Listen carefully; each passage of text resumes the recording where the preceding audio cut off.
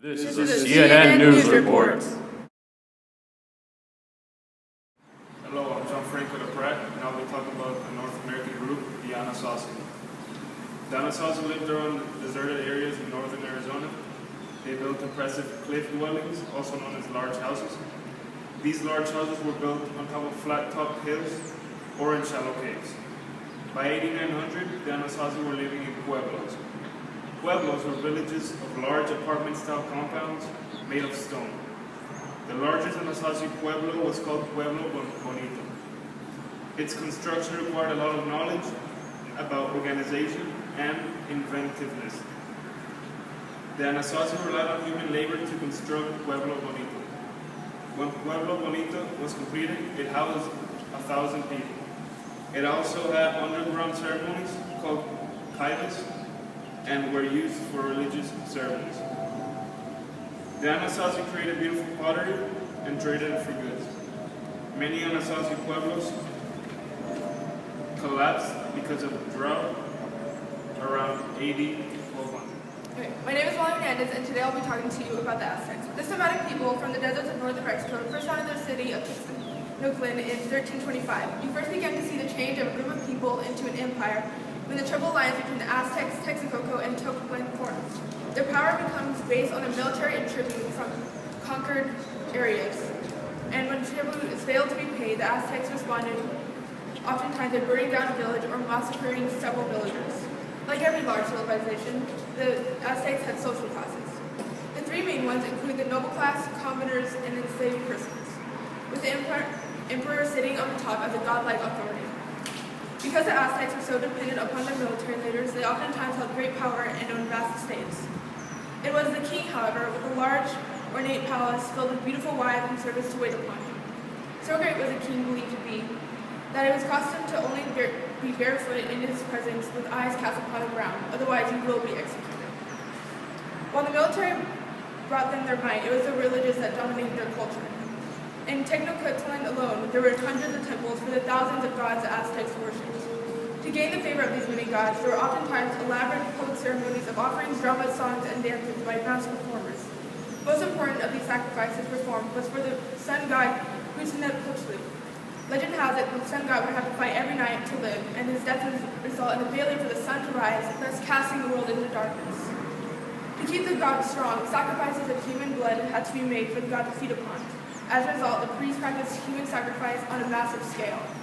The victims of these rituals were commonly criminals, enslaved persons, tributes, and most often prisoners of war. The demand for sacrifices was the motivation for many army conquests. Inevitably, the Aztecs begin their fall. Montezuma is crowned emperor, and it all goes downhill from there. His call for more sacrifices and more tribute lead to rebellion. The people begin seeing omens of the end, any out of the normal occurrence. When the Spanish arrived, many were reminded of the anticipated return of Tenochtitlan. And now I bring you to Cusco, Peru, capital of the Incan Empire, in which the ruler, descendant of sun god Inti, dwells. The ruler I speak of now is called Pachucuti. Under his rule, all of Peru and some neighboring lands are conquered. The secret to his success being the use of diplomacy and military force. Residents of land conquered are allowed to keep their customs and rulers, with loyalty only being asked of. With many controlled lands comes more responsibility. To keep the control, rulers divided the territory into manageable units that were ruled by a central bureaucracy. Unity was further encouraged in many ways. The empire had a single language, Quechua. In addition, there were schools where children learned the Incan ways, and social groups were identifiable by the patterns on their clothes. Similar architecture sameness was also constant throughout the empire. One of these points was a road that all led to the Incan capital. While the Inca allowed conquered lands to maintain their customs, the Incan state still had control over those under the rule. It allowed little commerce or trade.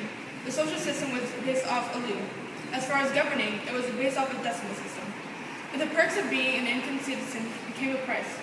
Mida, or labor tribute, was demanded of all able-bodied persons. In order to pay this, one day take the road system that extended 14,000 miles. With all the moving parts that made up the Incan system, you imagine riding system to be part of the society. However, you would be wrong in that line of thought.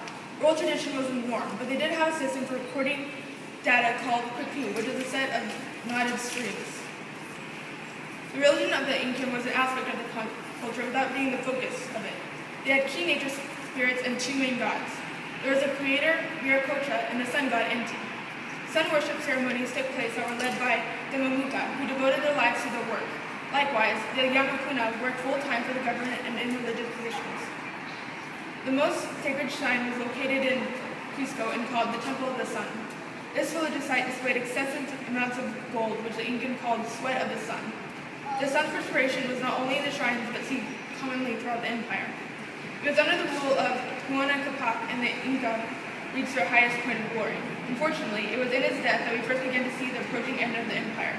So between Atahualpa and Huáscar, the two sons of Huayna, worked together for a while, but was disrupted when Atahualpa laid claim to the entire empire.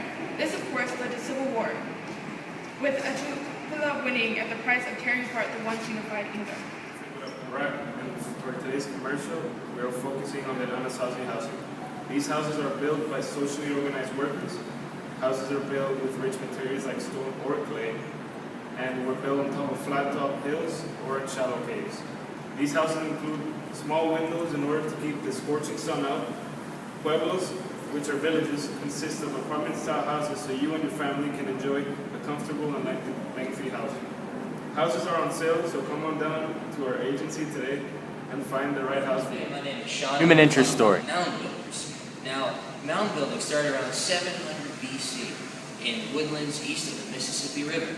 It started with a culture known as Adena. They buried their dead in these huge earthen mounds, and their tribal leaders, they buried them in special mounds that they covered with gifts such as crafted copper, stone objects, and other things. Now, Hopewell culture began building mounds in about 200 BC. These mounds were also used for burial, and they were much larger than the Adena mounds. The Great Serpent Mount, however, was used for religious ceremonies, and it's located near Hillsboro, Ohio. The Mississippians were the last of the mound building culture, and they thrived from AD 800 to about the 1500s. The villages were based on farming and trade. Cahokia, the leading site of the Mississippian culture, had about 30,000 people population, and the priest rulers regulated the farming activity. The Mississippians were located in a crossroad region between the east and the west. They traded from people in the west and Mesoamerica. They also came into contact with people from the northeast. Here is a picture of a mound. An editorial on the Native American Society and how religion plays a part in it.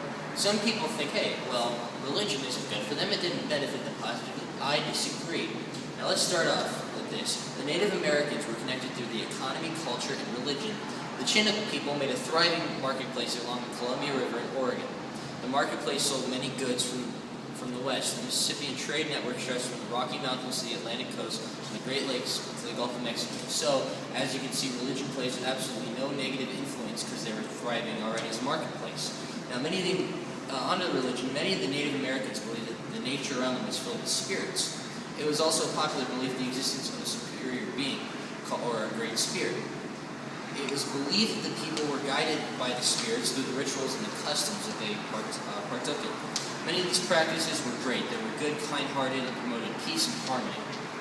The Native Americans respected their land because of their religious beliefs too. They viewed it as their source of life, and although the land was used, they did everything they could to alter it as little as possible. The land was sacred, and no one was allowed to buy or sell it. See, the Native Americans were peaceful, and their religion helped them to become this way.